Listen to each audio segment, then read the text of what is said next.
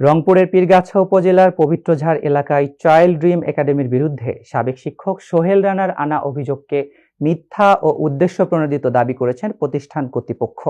শাহ জায়েদ হোসেনের প্রতিবেদনে বিস্তারিত। স্কুল কর্তৃপক্ষের অভিযোগ, পুনরায় চাকরিতে নেওয়া না হওয়ায় ক্ষোভ থেকে তিনি প্রতিষ্ঠানের বিরুদ্ধে অপপ্রচার চালাচ্ছেন। প্রধান শিক্ষক আবু হালিম বলেন, একটি মহল পরিকল্পিতভাবে প্রতিষ্ঠানের সুনাম নষ্টের চেষ্টা করছে। ব্যবস্থাপনা পরিচালক জাকির হোসেন জানান, প্রয়োজনে সব তথ্য প্রমাণ উপস্থাপন করা হবে। স্থানীয় সচেতন মহল গুজব ও বিভ্রান্তিকর প্রচারণায় কান না দেওয়ার আহ্বান জানিয়েছে। দীর্ঘদিন ধরে প্রতিষ্ঠানটি সুনামের সঙ্গে শিক্ষা কার্যক্রম পরিচালনা করে আসছে বলেও দাবি করেন সংশ্লিষ্টরা।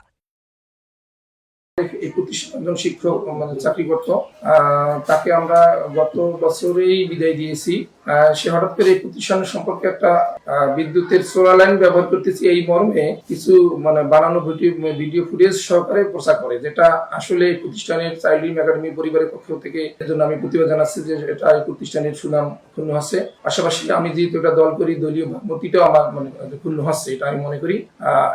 এইটা বলার জন্য আসলে আজকে আমার এই আপনাদের সম্মুখে আসা। পেলে নার্সারি বা নিম্ন ক্লাসগুলো পরিচালনা করা একটু কষ্টসাধ্য, সেই বিষয়টা তাকে তুলে ধরেছি এবং বলেছি যে এর পরবর্তীতে যদি কোনো ভ্যাকান্সি হয় তাহলে আমি তোমাকে নিব, এই মর্মে তাকে প্রতিশ্রুতি দিয়েছিলাম। আমি নেইনি, এটা একটা কারণ থাকতে পারে। পাশাপাশি তার সঙ্গে কথা হওয়ার পরেও আমি দুজন টিচার নিয়েছি, সেটাও তার ইগোতে লাগতে পারে। তাই এই জন্য আমার মনে হয় সে এটা করতে পারে এই বিষয়টা। তবে সে যেটা করেছে এটা আসলে আমি মনে করবো সে একটা নেকড়ার জন্য কাজ করেছে, এটা ভিন্ন।